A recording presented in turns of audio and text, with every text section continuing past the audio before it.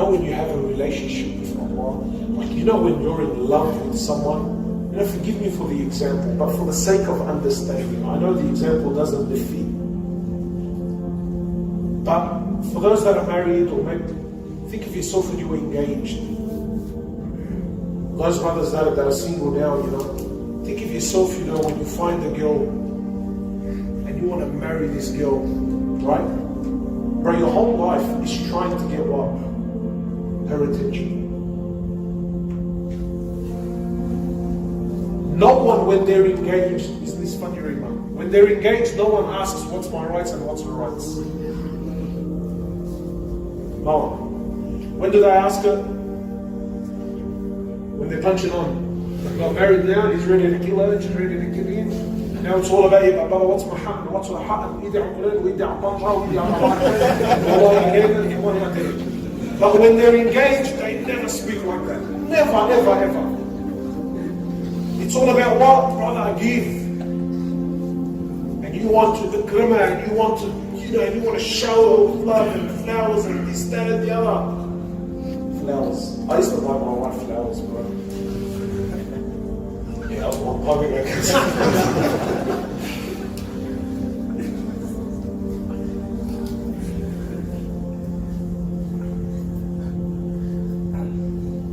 When you have a relationship, that's what you're thinking about. Wallah, when you're in a relationship, you think. And it's love, man. Why Allah is love? My mum till this day, she'll buy me plums that she knows I like. والله اليوم كنت بالسوق شفته وتذكرت أبو بعرفك بتحبهم أنا بقول. It's love, man. What do you give Allah? Be real. What do you give Allah? I know myself, Habibi, I give Allah scraps. I give Allah rubbish. I give Allah what I don't want, what I don't need. Brother, come to the masjid. Well, brother, if I've got time. Just that language. Well, brother, I'll see. Yani really, I'm busy, cuz. But heck, if for whatever reason I don't have any time, yani I'm completely bored and there's nothing to do, then wallah, brother, I'll see. I might come to the mosque. But you, wallahi, maybe I'm a waka. You tell me. If that's the time I'm giving Allah, what do you call that? It's spare time. What do you mean it's spare time? You go to work like a fahal, 8 hours, 10 hours, 12 hours, like a monster, brother. When you go to the gym, wow, he's standing in front of the mirror and he's doing these ones. Brother, best of his effort. When he goes to sports, when he does anything, it's done with 3,000,000%. Ah! And then when he comes to the masjid, he's already yawning before he walks in. Look, wallah, we can laugh about it all day long, but you tell me, what are you giving Allah? We give Allah scraps, bro, rubbish, what I don't need. What, wallah, it's what I don't need, brother. I'll see, man, if I'm free. And then we wonder, brother, you know, why is the condition of the ummah, why is my heart dead? Wallah, I feel like, bro, like, what are you, brother, the elephant's in the room. What are you talking about? You give, like, we give Allah again, so no one gets upset. Brother, I give Allah scraps, what I don't need. How do we give charity? How do we give it? Oh, what a calculation process. When it comes to charity, everyone becomes an accountant. The same guy when he walks to Louis Vuitton, he'll justify its mom. Remember that? I saw a guy in Greenock who was wearing a Burberry bag and he was driving an $800 car. His bag was worth more than the car. But that's because in his mind, that bag is more important. Trust me, he knows what he's doing.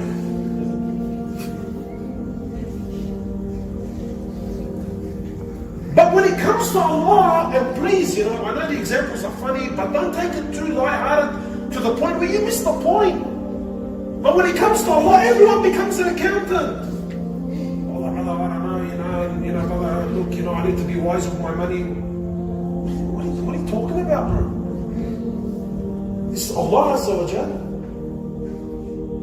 How do we give Allah? Again, my brothers, forgive me, but bro, if we're not real with each other, we're killing each other. Look at the calculation process. When it comes to Allah, everyone becomes wise. But when it comes to myself, brother, spend the word, who cares? When we go as mates, right, and it comes to the bill, we're all fighting each other, we embarrass each other in the restaurant. Allah, eat and this and that. Brother, I'm paying for it. But when you come, stand here and ask for donations, yeah, but downstairs you are killing each other. Who wants to pay for the meal? So please, bro, you be real with me. We give Allah scraps. When we come to give a donation, how do we give? Well, brother, look, I need to allow for rent. Alright, brother, so how much rent? Well, at least 6 months. Oh, wait, not 6 months? 6 months? Brother, you have to be financially wise. Brother, the smart Muslim is better than the dumb Muslim. Wow. Alright, so now he starts to allow me for, and that's rent. Allah was not even allowing for his mortgage. Come in.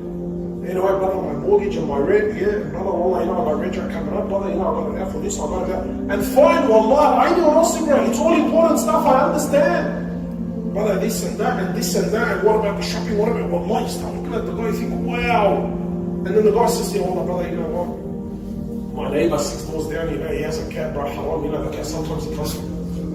So, brother, I can't buy cat food. What the hell? He's announced for the cat 6 houses down.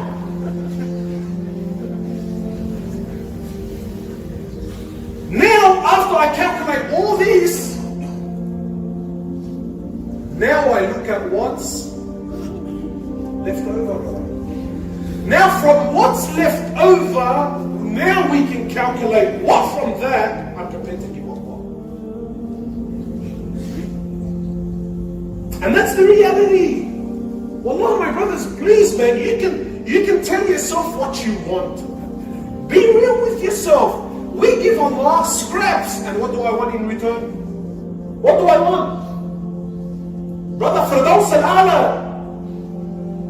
You're like the guy that walked into the Ferrari dealership. He barely has enough money to buy a second-hand Corolla. He says, brother, give me the red convertible one there in the corner.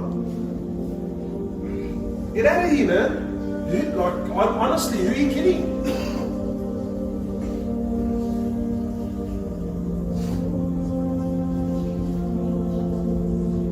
Brother, do I have to? No, you don't have to. Do I have to buy my wife flowers? No, you don't have to. But if you were in a healthy relationship, you wouldn't even ask that question. So Allah says, my slave keeps on getting closer to me by performing the nawafil, the things he doesn't even have to. He keeps on doing the nawafil until what? What a hadith. He keeps on doing the nawafil until I love him.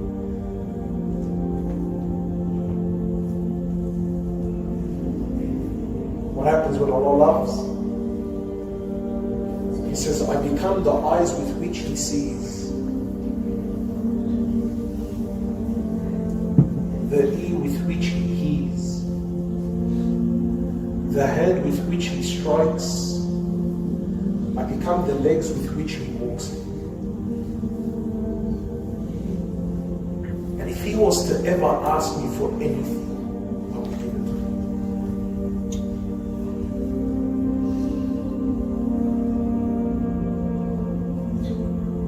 That's love, man. لن تنالوا البر حتى تنفقوا مما تحبون. What does Allah want? Allah wants your most beloved asset in your life. What is the one thing that's keeping you away from Allah? There are many verses in the Quran where Allah subhanahu wa ta'ala says that giving charity, and the money that you give in charity doesn't decrease, it only increases. But here the verse, the tone, the conversation, everything about it was just different. So Abu Talha is saying, O Prophet of Allah, you know I'm one of the wealthiest. And you know, O Prophet of Allah, I have lots of land. I've got lots of bits and pieces everywhere. And he was known, mashhur in Medina, he was known. He says, O Prophet of Allah, but nothing is more beloved to me. Yani, of all of my assets, of all the things that I own, nothing is more beloved to me than Bayruha. Bayruha was a little garden that was opposite Masjid al-Nabawi. It was opposite the Prophet's mosque, sallallahu alayhi wa sallam. So imagine this with me. Imagine owning a piece of real estate right opposite the Masjid of the Prophet sallallahu alayhi wa sallam. He said, this garden is my most beloved. This garden, the Prophet himself sallallahu alayhi wa sallam used to visit the garden frequently. He used to visit it. He would go into the garden, sit in the garden, and there used to be a well. We're talking desert now. To have a well is something very rare and quite unique. And the Prophet used to visit this well, sallallahu alayhi wa sallam, and he used to drink from that water.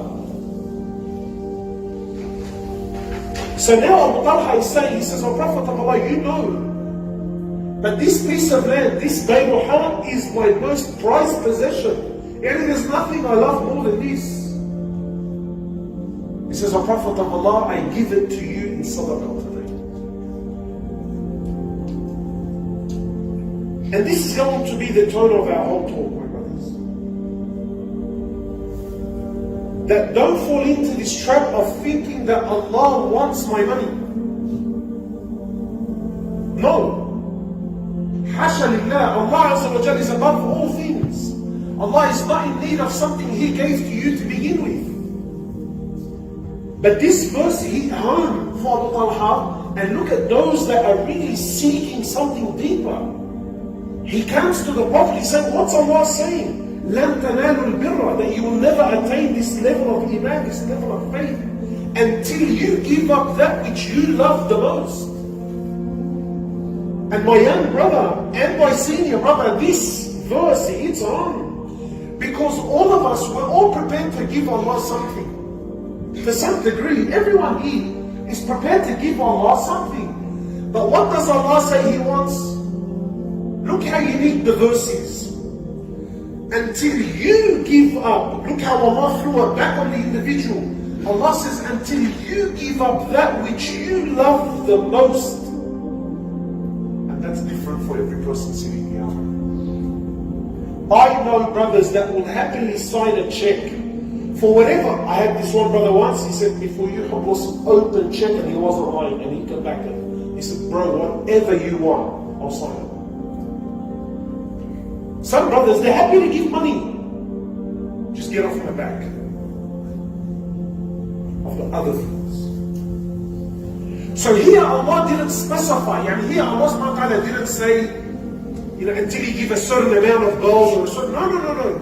Allah hit the nerve. Allah says to each and every single one of you, you will never attain birr until you give up that which you love the most. And this is it, my brothers. It is impossible to have and maintain a relationship with Allah if it's one-sided.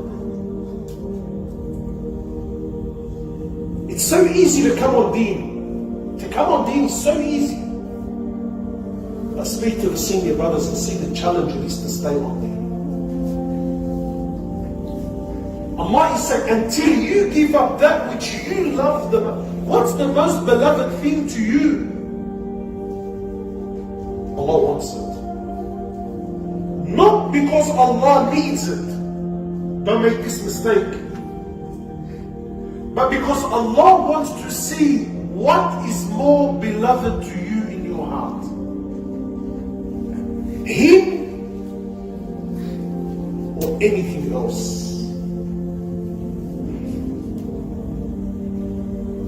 Abu Talha says, O Prophet of Allah, I give you my most prized possession.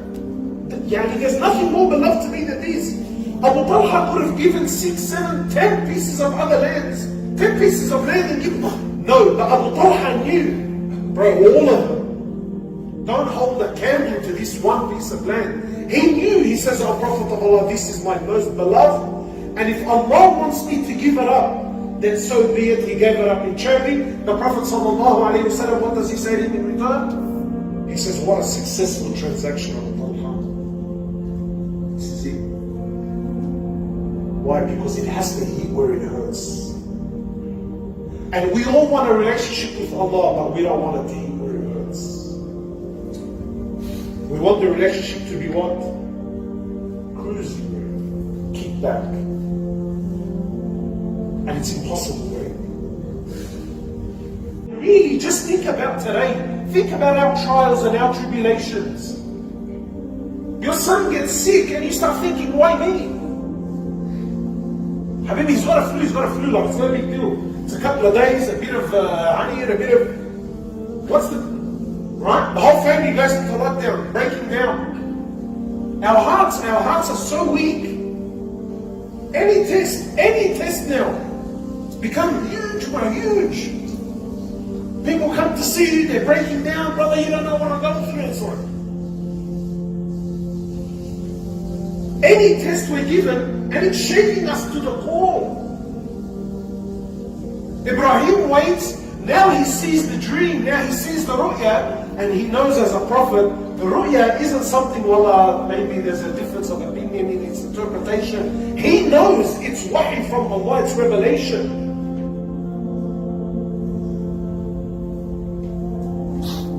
We go through some little financial difficulty, and wallah, in places we don't talk about, in the heart of hearts, what do we think? What do we think? You know, not that we intended, by Allah, I don't mean this, not that we intended, but I've heard brothers that say words, and I know he's not conscious of it, but they're words of kufr, straight kufr. Now, of course, he's not disbelieving, but because he cannot comprehend his current test or his situation, but he starts saying words of kufr. And doesn't Allah have anyone else to kick on?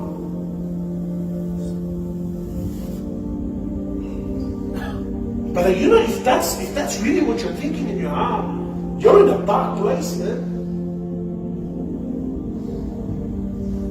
And I've heard this common, very common. I can't ask him anymore, he's a professional counsellor. I think there's like a code of conduct he has to abide by. Right? But very common. What, like of all the people, Allah chose me to pick.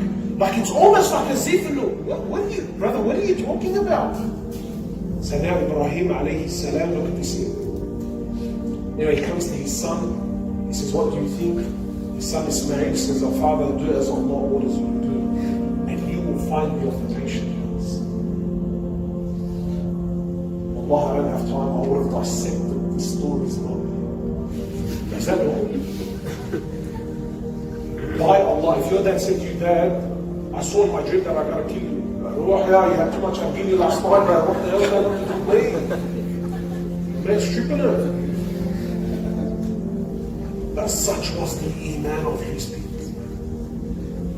He says, my father, do as you've been told, and you find me of the patient ones. So then when he came, imagine the psychological trauma, the process of having your son sit while you're sharpening your sword, your knife, you're sharpening it so that it doesn't become, you're trying to lessen the blow on your son, and your son's watching you sharpen the knife. And you're sharpening this, and you know that Allah is telling you to kill your son. You waited 80 years for this. And so now he's sharpening his knife.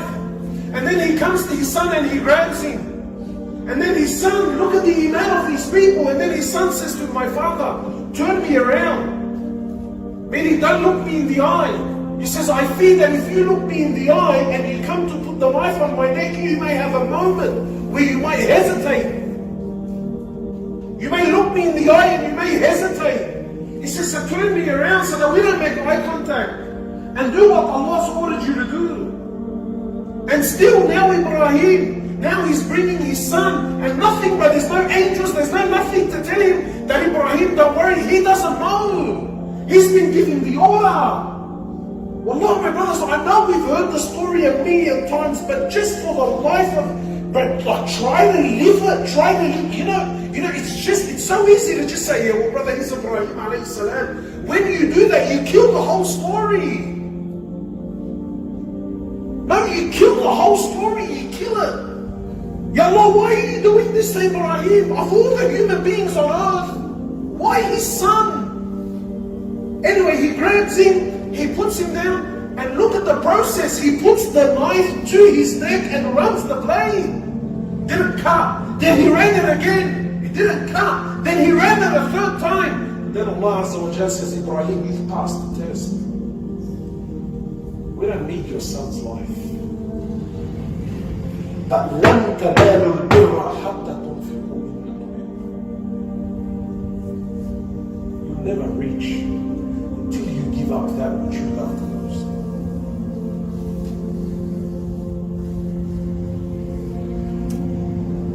We want deen. We want deen. But we don't want to pay the price. We don't want to pay the price. Everyone loves Allah. Look at this. Everyone loves Allah. But no one loves deen. Everyone loves Rasulullah sallallahu alayhi wa sallam. But no one wants his sunnah. Everyone loves Jannah. But no one loves death. Everyone loves money. But no one wants to work. Everyone loves women. No one wants to get married. Everyone loves children. No one wants to father. It doesn't work. Allah wants not your money. Allah wants what's the most beloved thing to you. لن تنالوا البر حتى تنفقوا مما تحبون. Until you give Allah that which is the most beloved, you'll never attain that. The Prophet ﷺ, and this is very important, so please stay with me, don't lose the point. The Prophet ﷺ tells us of a man from Banu Israel, authentic hadith. A man killed 99 people. After 99 people, he wanted to change. In our language, so he wanted to pull up, he wanted to make a difference. Allah, I've had enough. So he comes to it's a long story. He goes to a man, he says, look, is there tawbah for me? The man says to him, you've killed 100, you're crazy, Allah will never forgive you. So he killed him too. Made him 100, right? Made him 100 people. After 100 people, bro, this guy, he really wanted tawbah, he really wanted to change. I know brothers that are on a very bad habit. Allah, he speaks to me, bro, he's crying from his heart. He's not crying from his eyes anymore, bro. He's actually crying from his heart. Bro, I'm in a dark, dark hole. I need help. And we all want to change, like to some degree. Every one of us wants to make a move, wants to make a change. Allah, I get it, I understand. But it's the equation. We want Allah's love, but we're not prepared to give it up. We're not. So anyway, the man now kills 100 people, and then now he comes to a scholar. So the people, they sent him to a scholar. When he goes to the alim, he says, look, I've killed 100, can Allah forgive me? What does he say? He says, my brother, who can stand between you and the forgiveness of Allah? Of course Allah can forgive you. You know, we're all amazed but we miss the point of the whole hadith. The man says to him, what? What does the scholar say? He says, Allah can't forgive you. But for you to change, and this is it, this is the whole point. My younger brothers, please bro, Allah, I speak to you from my heart. From my heart, I beg you, understand this hadith. We get our deen, we get our lessons of all of life, we get it from Quran and Sunnah.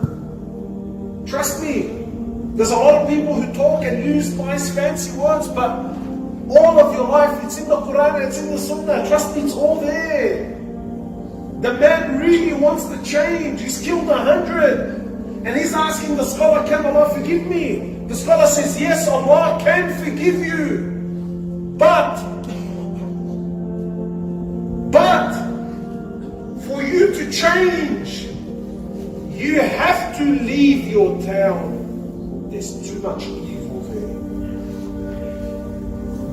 That's our problem. Brother, I really want to change. Habibi, your mate, he's no good. Brother, we've been mates for 10 years. What do you want me to do? That's the problem. You're not prepared to break up from your mate. You're not prepared to leave the area. And you know, sometimes it may be an extreme thing. Sometimes in order to save your soul, to save your deen, you may have to leave town. Habibi, leave it. By Allah, it's nothing but an area code.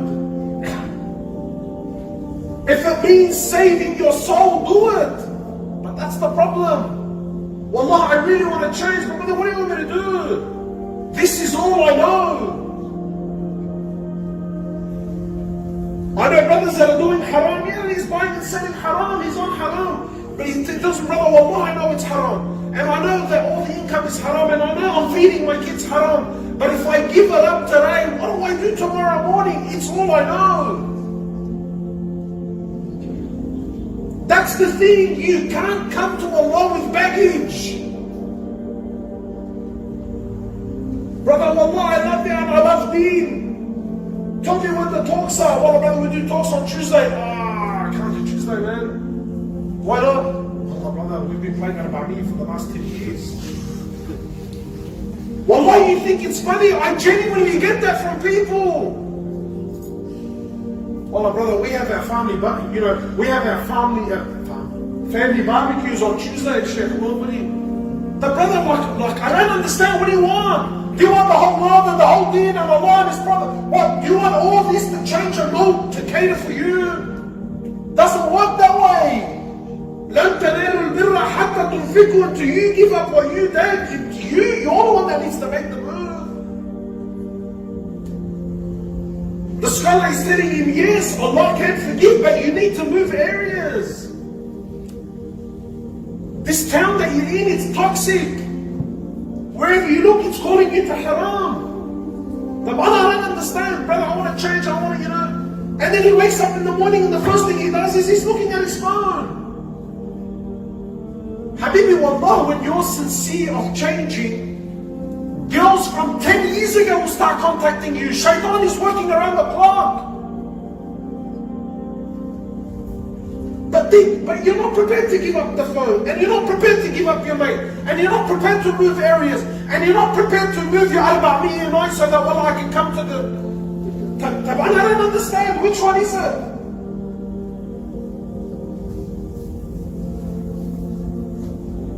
Which one is it?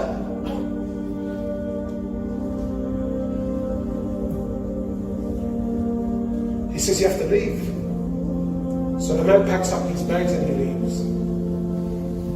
He says you have to go to another town. There's good people there. They're going to guide you to good things.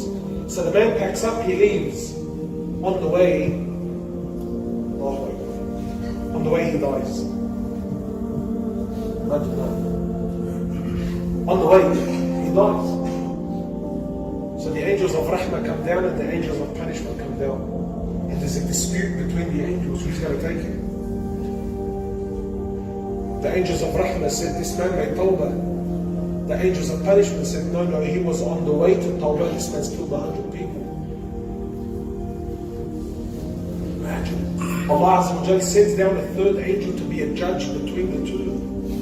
And says to the angels, measure the distance of the earth. If this man is closer to the town of sin, because he was going to the town of good, he says, measure the distance. If he's closer to the town of sin, then let the angels of punishment take him. But if he's closer to the town of good, then let the angels of rahmah take him. They measured the earth, and unfortunately for him, guess where he was?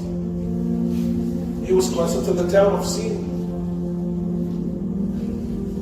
So Allah Azza wa Jal orders the earth to change its dimensions. Is that normal? Allah orders the earth to change its dimensions until He made him one handspan closer to the town of good. This is a man that didn't pray a single rak'ah, he didn't make a single sajda. All he had was a genuine intention. But it wasn't the intention, it was the fact he packed up. It was the fact he took that road. And that's why my brothers, if you die on the road of trying to memorize the Quran, Allah will resurrect you as a hafiz of the Quran. If you die on the road to Hajj, Allah will resurrect you in your ihram, saying labbaik Allahumma labbaik, even though you didn't get there. Why? Because you were on the road. You weren't that guy that was sitting on the wall thinking, yeah bro, that'll be hectic, but wallah, you know what, I'll see how I go.